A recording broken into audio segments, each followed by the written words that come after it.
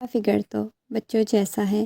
میں بہت کمزور ہوں، کبھی ماں نہیں بن سکوں گی، نہ آپ کو سیٹسفائی کر سکتی ہوں، دور رہیں مجھ سے۔ آنسا اپنے سینے کو چھپاتے ہوئے حاتم شاہ کے جذبات کو بھڑکا گئی۔ تمہاری یہ احساس کمتری بھی ختم کر دوں گا۔ تمہیں یہ ڈر ہے تم ماں نہیں بن سکتی، تو ایک ہفتے میں یہ کارنامہ سر انجام دوں گا۔ حاتم اسے باہوں میں اٹھائے بیڈ پر لٹاتا، روتی سسکتی مزاحمت کرتی آنسا کی دھڑکنوں کو بے حجاب کر گیا۔ اس نے اپنے سینے پہ ہاتھ رکھے۔ حاتم نہ جانے کیا اس کی دھڑکنوں پر ابرار کی باتیں ابھی تک اس کے کانوں میں گونج رہی تھی۔ تم میں ایسا کیا ہے جو میں تم جیسی لڑکی کے ساتھ شادی کروں؟ پہلے اپنے وجود کو دیکھو، کہیں سے بھی تم ایک عورت لگتی ہو؟ تم جیسی تو بچیاں ہوتی ہیں، 15 سال کی چھوٹی سی بچی لگتی ہو۔ تمہارے وجود کو دیکھ کر ایسا لگتا ہے جیسے تم تو ایک عورت ہو ہی نہیں۔ ابرار کی باتوں نے اس کے تن بدن میں آگ لگا دی، آنکھوں میں سے آنسو بہے جا رہے تھے۔ کمرے کا دروازہ کھلنے کی آواز آئی۔ آنسا جلدی سے اپنے آنسو صاف کرتے ہوئے اٹھ کر بیٹھ گئی۔ بیٹا تم رو رہی تھی کیا؟ نہیں مما، میں تو نہیں رو رہی تھی، جلدی سے اپنے آنسو صاف کرتے ہوئے بولی۔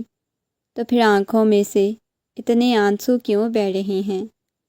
بیٹا اگر ابرار کے ساتھ تمہارا رشتہ نہیں ہوا، اس نے تمہارے ساتھ شادی نہیں کرنی، تو کیا ہوا؟ کل تمہارے بابا کے دوست کی فیملی والے تمہیں دیکھنے آ رہے ہیں۔ بس کر دے مما، اگر اس شخص نے میرے ساتھ شادی نہیں کی تو میں کسی اور شخص کے ہاتھوں بھی ذلیل نہیں ہونا چاہتی۔ نہ ہی مجھے شادی کرنے کا کوئی شوق ہے، نہ ہی میں شادی کرنا چاہتی ہوں۔ خدا کے لیے دوبارہ مجھے یہ مت بولیے گا کہ شادی کر لو۔ یہ کہتے ہوئے اٹھ کر کمرے سے باہر جانے لگی۔ حسنہ بیگم نے اس کا بازو پکڑ لیا۔ دیکھو بیٹا، یہاں بیٹھو، مجھے تم سے بات کرنی ہے۔ مما، مجھے کوئی بات نہیں کرنی۔ یہ کہتے ہوئے وہ اپنا بازو چھڑاتے ہوئے کمرے سے باہر نکلی اور چھت پر آ گئی۔ دل بہت شدت سے دھڑک رہا تھا۔ ابھی تک وہ ابرار کی باتوں کو بھول ہی نہیں پائی تھی۔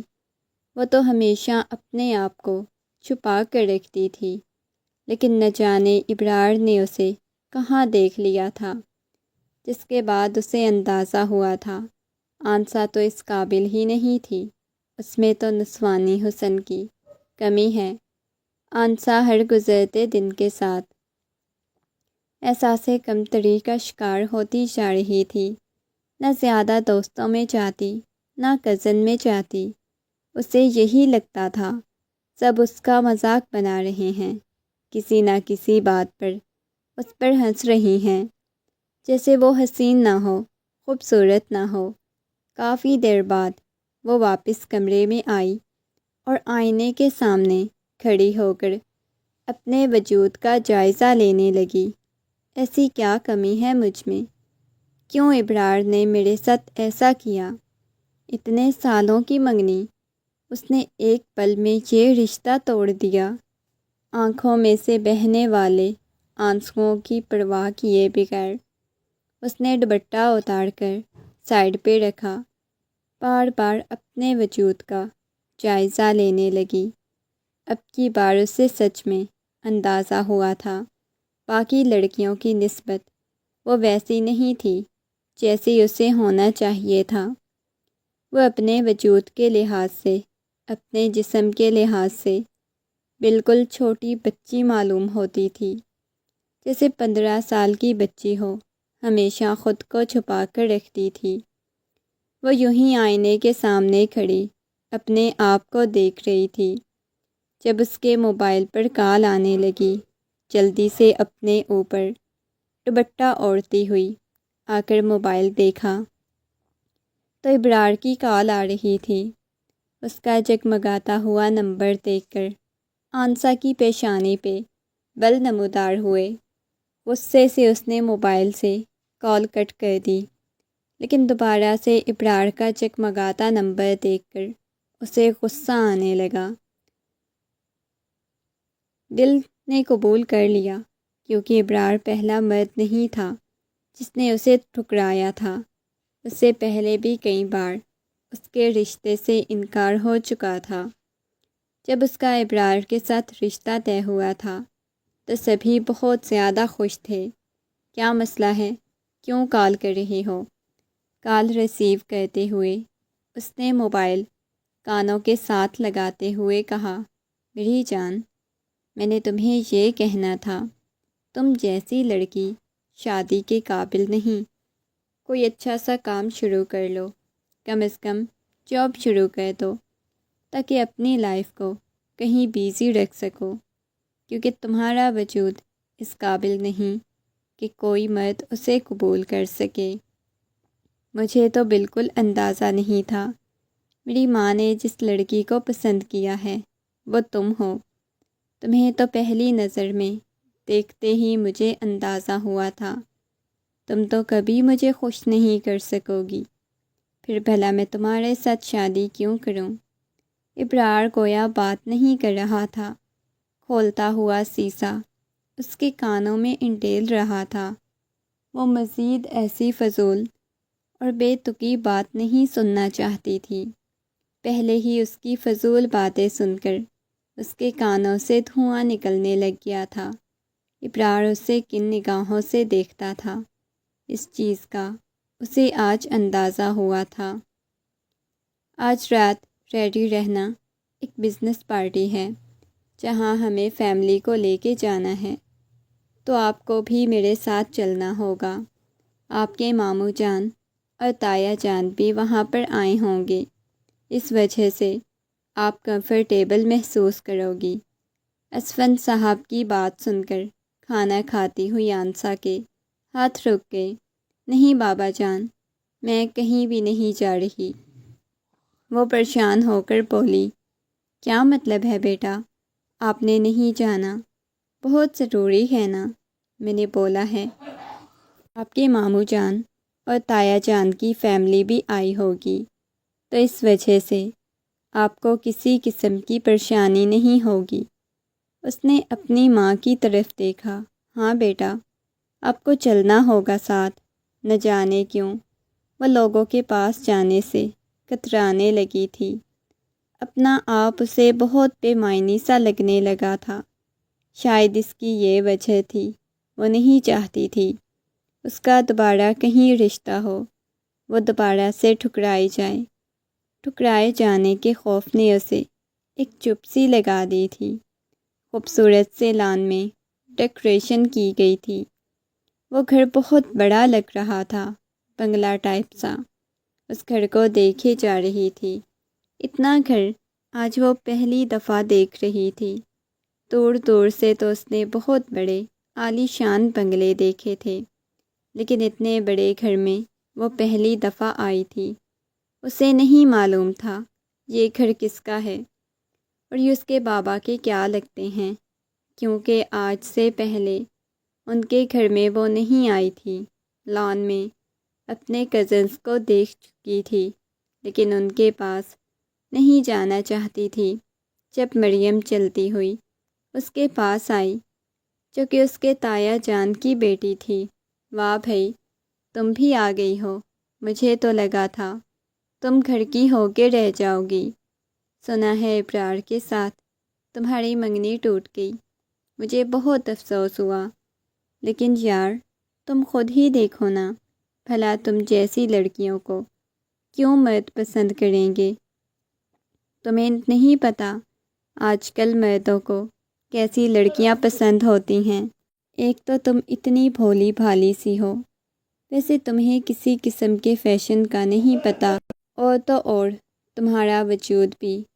مریم بغور اس کے وجود کو دیکھنے لگی، جب اچانک پیچھے سے آتی ہوئی لائبہ نے مریم کو دھکا دیا، اور محض اس نے مذاق میں دھکا دیا تھا، لیکن مریم کے ہاتھ میں موجود جوس والا گلاس آنسا کے کپڑوں پر گر گیا۔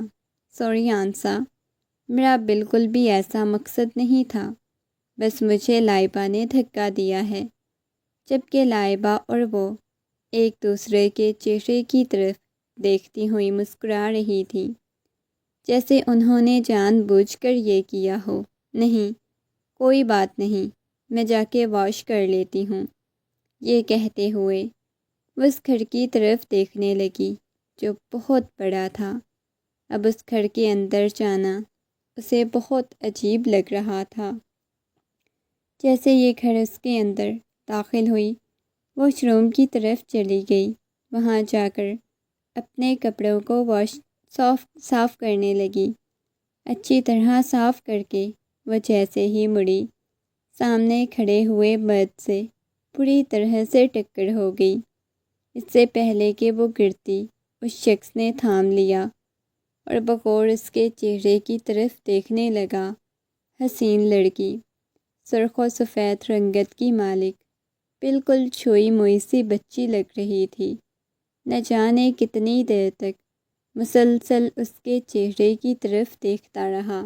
چھوڑیں مجھے، وہ گھبراتے ہوئے جیسے ہی بولی تو سامنے کھڑا ہوا حاتم ہوش کی دنیا میں واپس آیا۔ اوہ سوری، معذرت چاہتا ہوں۔ لیکن ان دونوں کو کوئی اور بھی نگاہوں کے حصار میں لیے کھڑا ہوا تھا۔ واؤ، یہاں پہ کیا ہو رہا ہے؟ علیشا نے مسکراتے ہوئے کہا۔ اپنی بڑی بہن کو وہاں پر دیکھ کر وہ جلدی سے سٹپٹا گیا۔ نہیں، یہاں پہ کچھ بھی نہیں ہوا، وہ یہ گر گئی تھی تو انہیں میں نے تھام لیا تھا یا ان کا بغور ایکس رے کر رہے تھے۔ وہ کیسی نظر آتی ہیں؟ یہ سن کر آنسا مزید ڈر گئی۔ وہ شخص جن نگاہوں سے اسے دیکھ رہا تھا، اس کا معائنہ کر رہا تھا، وہ کیسی نظر آتی ہے؟ اب کی بار وہ غصے سے حاتم کی طرف دیکھنے لگی۔ آنسا دیکھو، گھبرانے کی کوئی ضرورت نہیں، یہ میرے بھائی ہیں اور تم انکل اسفند کی بیٹی ہونا، وہ بابا جان کے دوست ہیں اور یہ ہمارا ہی گھر ہے۔ علیشا نے مسکراتے ہوئے اسے کہا۔ آپ ٹھیک ہیں نا؟ حاتم کے جانے کے بعد علیشا اسے پوچھنے لگی۔ ہاں، وہ کپڑوں پہ جوس گر گیا تھا تو سارے خراب ہو گئے۔ علیشا نے اس کے خراب کپڑوں کو دیکھا۔ اچھا ٹھیک ہے، آپ میرے ساتھ آئیں، میں آپ کو چینج کرنے کے لیے دے دیتی ہوں اپنا ڈریس۔ نہیں، اس کی کوئی ضرورت نہیں، آنسا منع کرنے لگی۔ کوئی بات نہیں، آ جائیں، میں آپ کو دے دیتی ہوں۔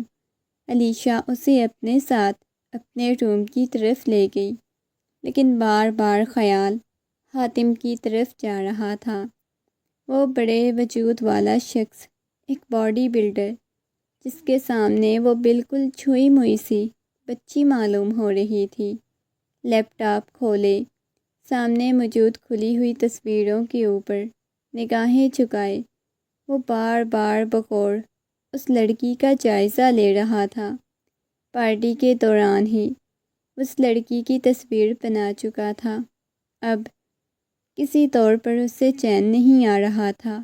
لیپ ٹاپ کو گود میں رکھے اس کی تصویر کو دیکھنے لگتا تو کبھی اٹھ کر بیٹھ کر اس کی تصویر کو دیکھنے لگتا۔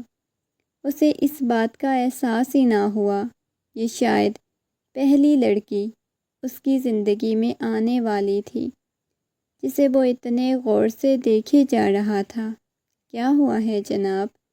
مجھے تو پہلے ہی شک ہو گیا تھا کہ آپ کو وہ لڑکی پسند آ چکی ہے۔ علیشا کی آواز سن کر ہڑبڑا کر لیپ ٹاپ بند کرنے لگا۔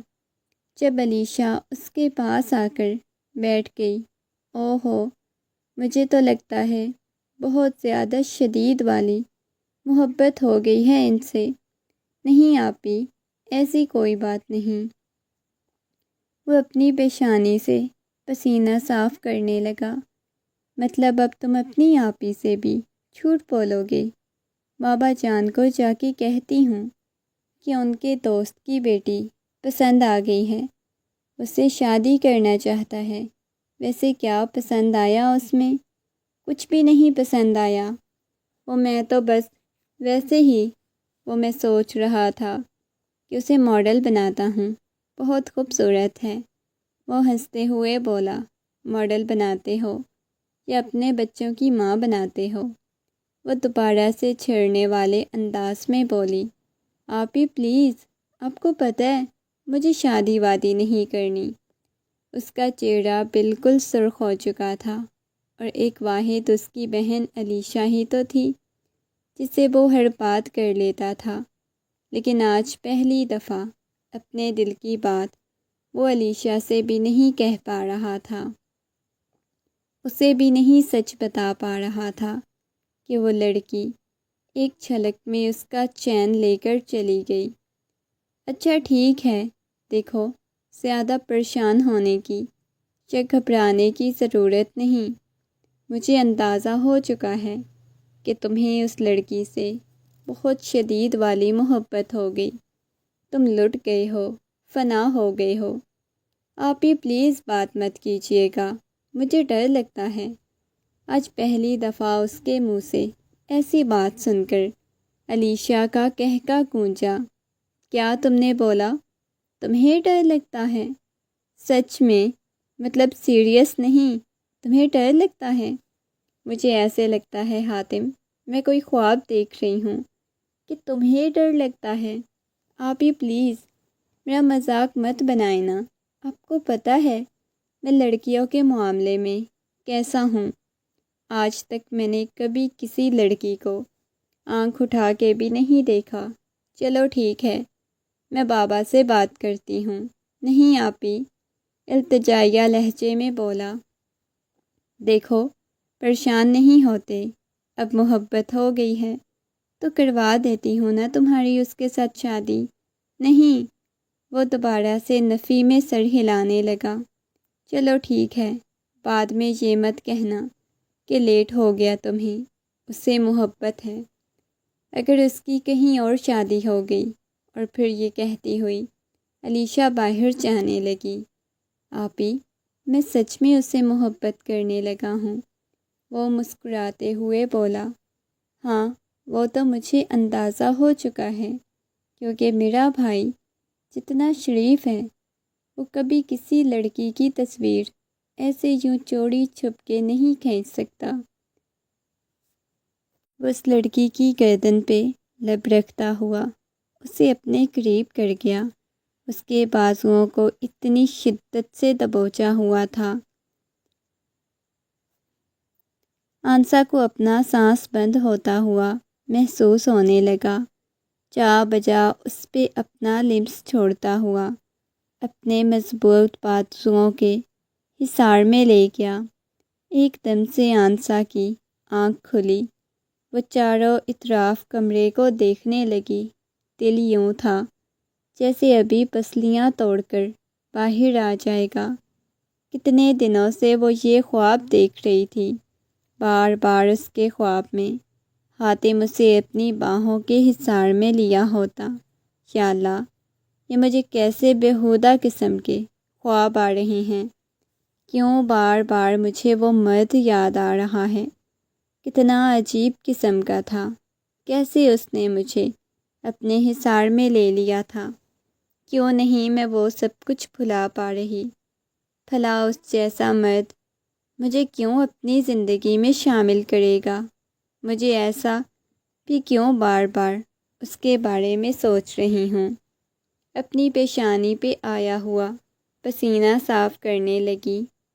دل یوں تھا جیسے ابھی پسلیاں توڑ کے باہر آ جائے گا۔ جلدی سے پانی کا گلاس ڈالنے لگی، اپنے لبوں سے لگایا۔ رات بھر اسے دوبارہ سے نیند نہیں آ سکی، اور اس کے ساتھ یہی ہو رہا تھا۔ جب بھی حاتم کی اسے یاد آتی، اسے خواب میں دیکھتی، اس کے بعد اسے نیند نہیں آتی تھی۔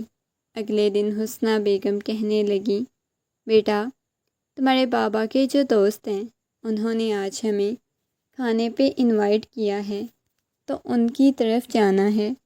مما، کون سے بابا کے دوست ہیں؟ جنہوں نے کھانے پہ انوائٹ کیا ہے اور ان کی طرف جانا ہے؟ نہ جانے کیوں ایک دم سے اس کا دل شدت سے دھڑکا تھا۔ حاتم کو دیکھنے کی طلب اس کے دل میں بڑھنے لگی۔ بار بار وہ شخص اس کی آنکھوں کے سامنے آنے لگتا۔ اتنی زیادہ خوش کیوں ہو رہی ہوں؟ حالانکہ اسے باہر جانے کا، گھومنے پھرنے کا اتنا شوق نہیں تھا، لیکن اس گھر میں جانے کا نام سن کر ایک عجیب طرح کی بے چینی دل میں پیدا ہوئی تھی۔ مما میں بھی ساتھ چلوں گی کیا؟ جیسے وہ ان سے دوبارہ سے پوچھنا چاہ رہی ہو۔ اس نے جانا ہے یا نہیں؟ ہاں جانا ہے بیٹا، اب رات میں تمہیں یہاں اکیلا تھوڑی نہ چھوڑ کے جائیں گے، تمہیں بھی ساتھ چلنا ہوگا، مسکراتے ہوئے کہا۔ دل 200 کی سپیڈ سے دھڑکنے لگا تھا۔ نہ جانے کیوں آج اتنے دنوں بعد اس نے بہت اچھے سے ڈریسنگ کی تھی، بہت اچھا سا تیار ہوئی تھی۔ وہ کسی اپسرا سے کم نہیں لگ رہی تھی۔ سب سے بڑھ کر سب بیٹھ کر ڈنر کر رہے تھے، خوشگوار ماحول میں۔ ڈنر کرنے کے بعد علیشا کہنے لگی، آ جاؤ تمہیں اپنے روم میں لے چلتی ہوں، اپنا گھر دکھاتی ہوں۔ علیشا نے کہنے لگی جی آپی ضرور۔ علیشا کے ساتھ چلتی ہوئی وہ سارے گھر کو دیکھنے لگی۔ سارا گھر دکھانے کے بعد ایک کمرہ بچا تھا، شاید وہ حاتم کا تھا۔ وہ کس کا کمرہ ہے؟ حاتم بھائی کا ہے، آ جاؤ تمہیں وہ بھی دکھاتی ہوں۔ یہ کہتے ہوئے اس کے بازو سے پکڑتی ہوئی زبردستی حاتم کے کمرے کی طرف لے کر چلی گئی۔ جیسے ہی کمرے میں داخل ہوئی، سامنے اس کی ہر چیز بکھری ہوئی پڑی ہوئی تھی۔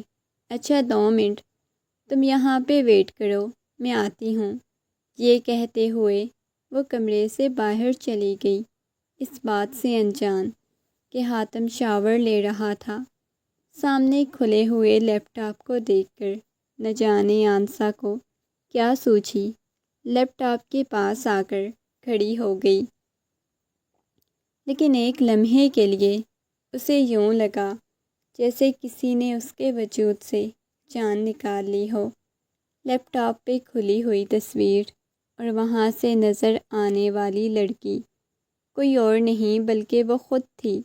اپنی تصویر کسی غیر مرد کے لیپ ٹاپ میں دیکھ کر اس کا دل اتنی شدت سے دھڑکا، آنکھوں کے سامنے ہر چیز گھومتی ہوئی نظر آنے لگی۔ لیپ ٹاپ کے سامنے بیٹھ کر وہ ایک ایک تصویر آگے کرنے لگی۔ سامنے حاتم کی تصویریں آنے لگیں۔ کچھ شرٹ کے بغیر تھی، کچھ سوئمنگ پول میں تھی۔ پروبدار شخصیت والا مرد اس قدر حسین تھا، نہ جانے کیوں اس کا شدت سے جی چاہا وہ اسے یوں ہی دیکھتی رہے۔ وہ یہ بھول چکی تھی کہ پیچھے اس کی اپنی تصاویر بھی ہیں۔ اس کے لیپ ٹاپ میں ایک ایک تصویر کو آگے کرتی ہوئی دیکھنے لگی، اس بات سے انجان وہ شخص شاور لے کر نکل چکا ہے۔ جیسے ہی اس نے نگاہیں اٹھا کر دیکھا، بنا شرٹ کے اس کے بالوں سے پانی ٹپک رہا تھا۔ لال انگارہ ہوتی آنکھوں کے ساتھ سامنے بیٹھی ہوئی لڑکی کی طرف دیکھنے لگا، جس کی پشت اس کی طرف تھی۔ ابھی تک وہ دیکھ نہیں پایا تھا کہ سامنے بیٹھی ہوئی لڑکی کون ہے۔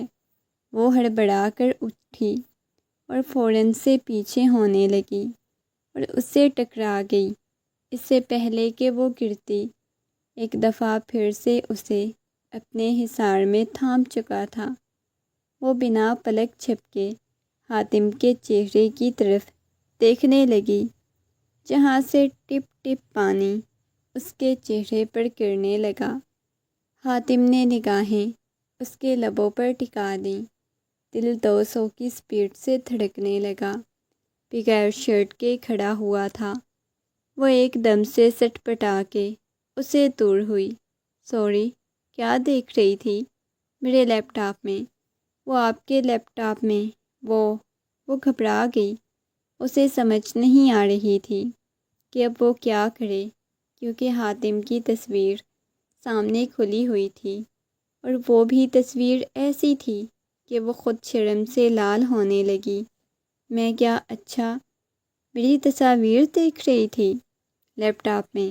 حاتم انجوائے کرتا ہوا بولا، جبکہ وہ گھبرائی ہوئی تھی۔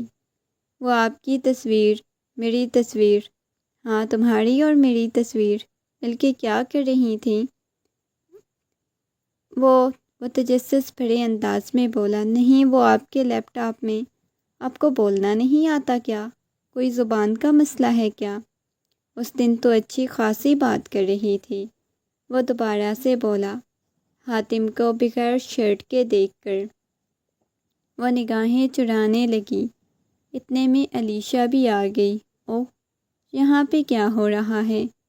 علیشا مسکراتے ہوئے بولی۔ وہ جلدی سے علیشا کے پاس آئی۔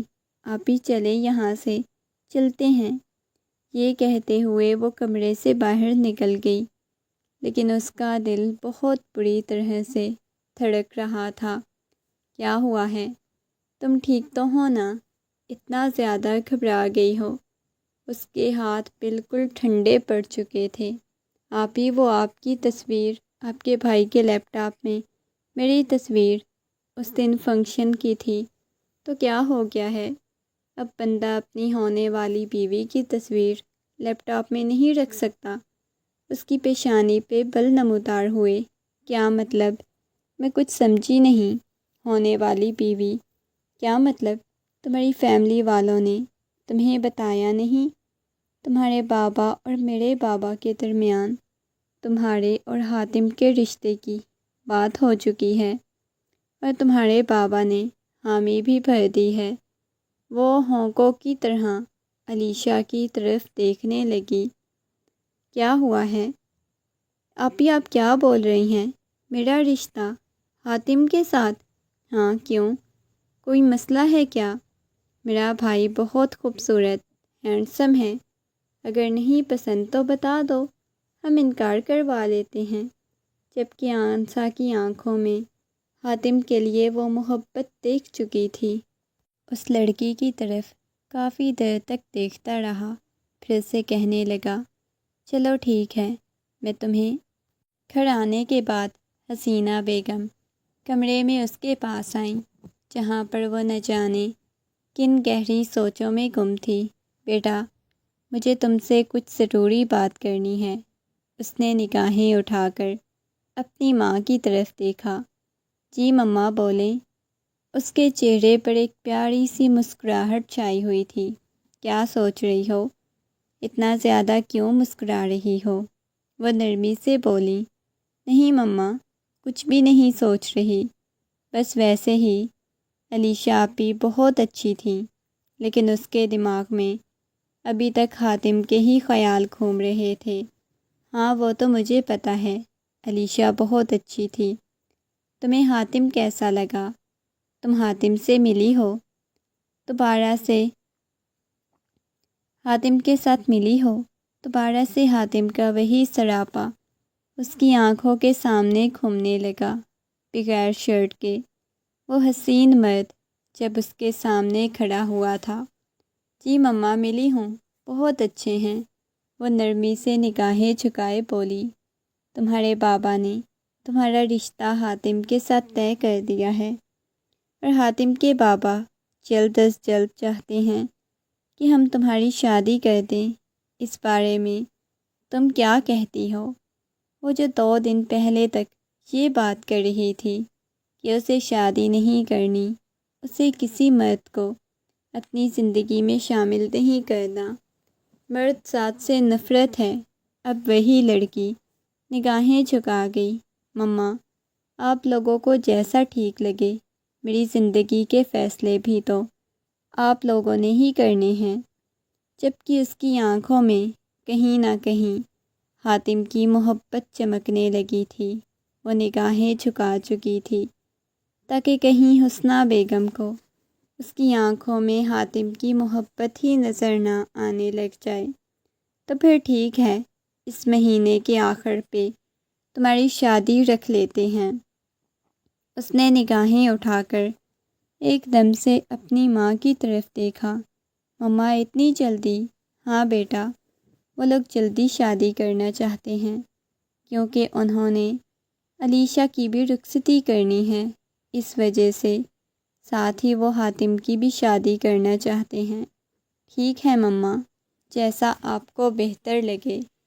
بار بار اس کی آنکھوں کے سامنے حاتم کا چہرہ آنے لگتا۔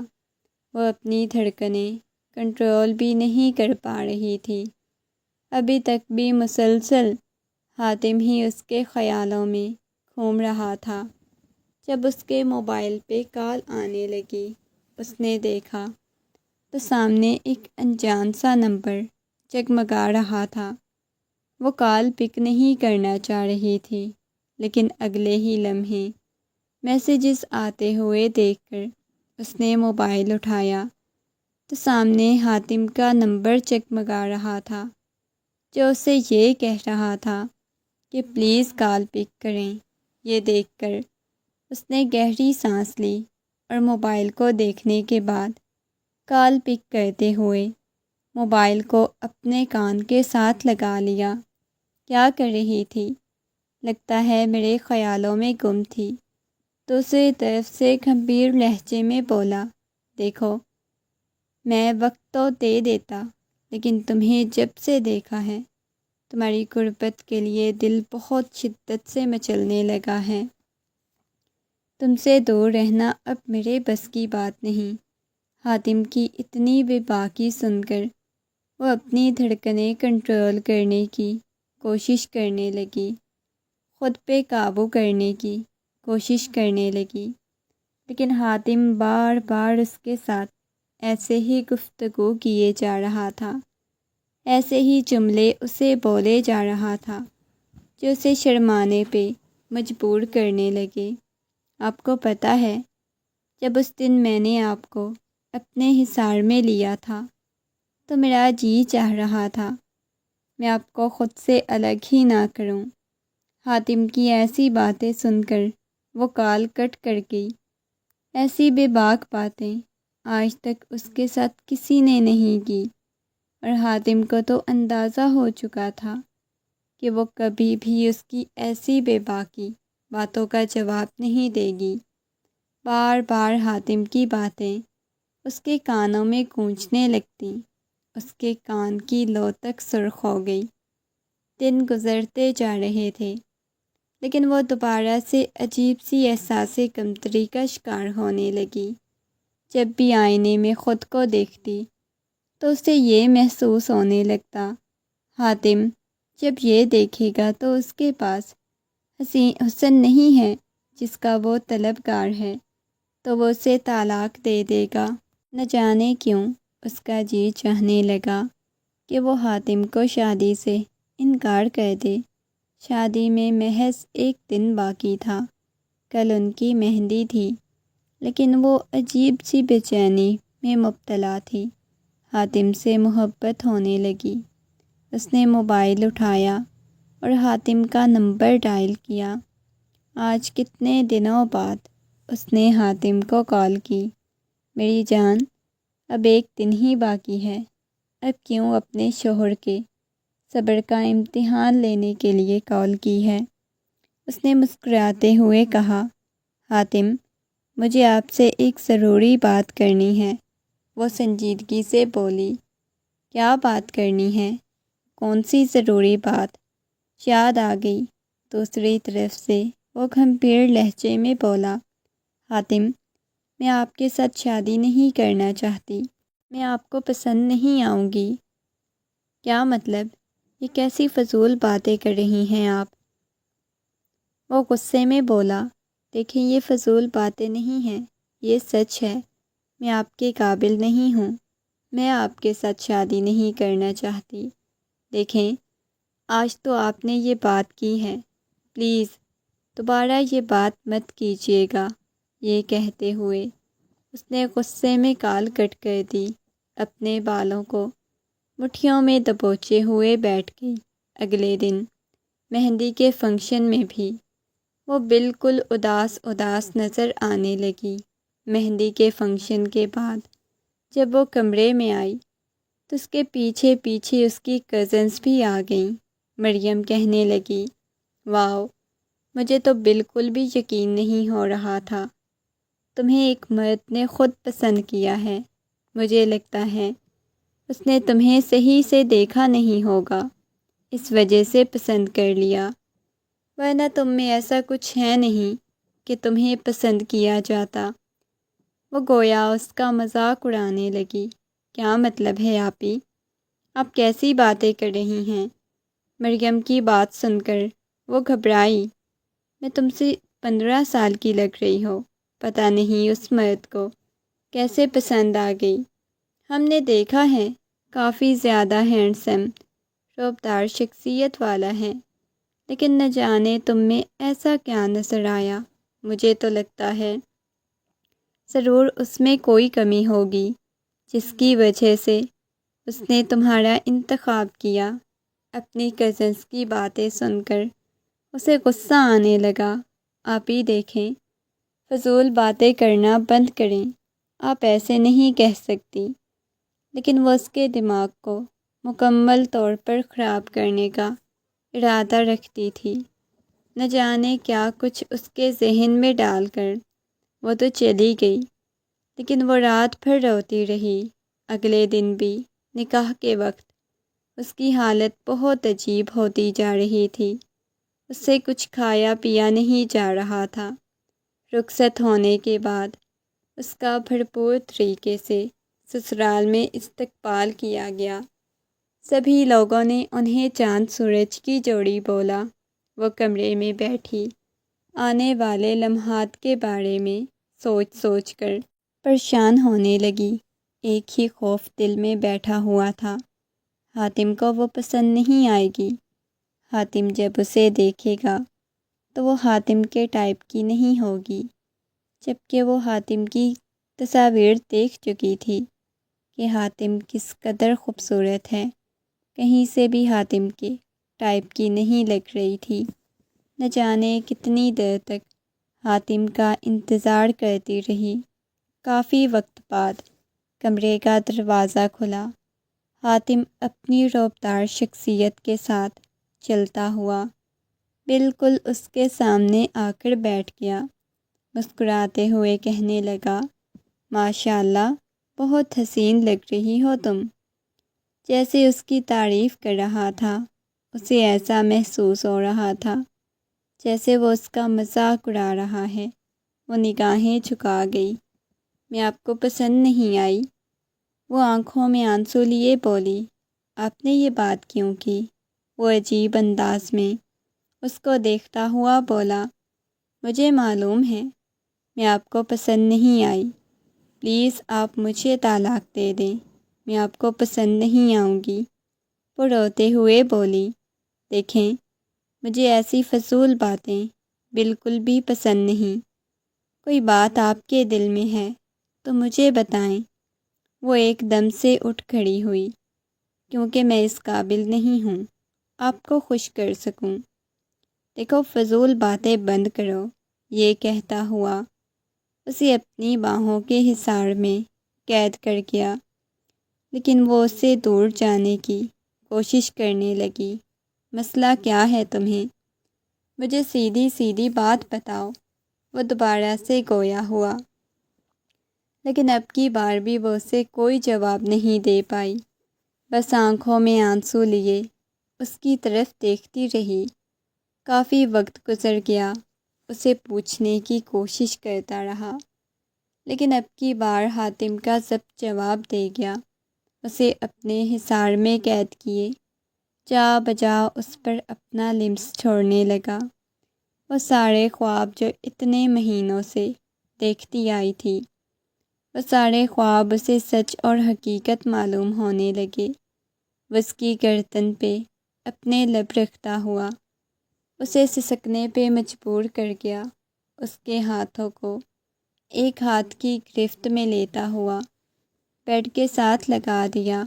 پلیز حاتم، چھوڑیں، وہ سسکتے ہوئے بولی، اس کے کپکپاتے ہوئے لبوں کو قید کر گیا۔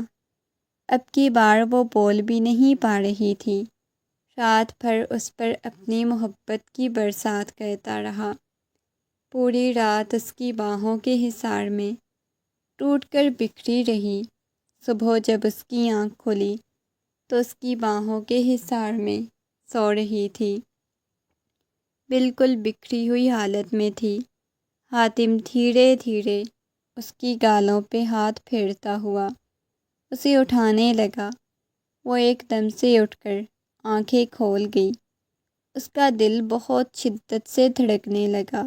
اسے لگ رہا تھا جیسے حاتم ابھی اسے بولے گا کہ تمہارا وجود اس قابل نہیں، جیسے مجھے لڑکیاں پسند ہیں وہ ایسا نہیں۔ وہ اس بات کی امید کر رہی تھی، لیکن حاتم نے اس طرح کی کوئی بات نہیں کی۔ حاتم، میں آپ کو اچھی نہیں نہ لگی، میں آپ کو بالکل بھی پسند نہیں نہ آئی۔ وہ گھبراتے ہوئے بولی، ایسا کس نے کہا ہے؟ تم مجھے بہت پسند آئی ہو، اتنی خوبصورت ہو۔ وہ مسکراتے ہوئے بولا، نہیں، میں بالکل بھی خوبصورت نہیں ہوں۔ وہ آنکھوں میں آنسو لیے بولی، بتاؤں کیا تم مجھے کہاں کہاں سے خوبصورت لگی ہو؟ وہ آنکھ کا کونا دباتے ہوئے بولا، لیکن اب کی بار بھی اسے یہی محسوس ہوا جیسے اس کا دل رکھنے کے لیے کہہ رہا ہو۔ اسے وہ پسند نہیں آئی۔ دن گزرتے جا رہے تھے۔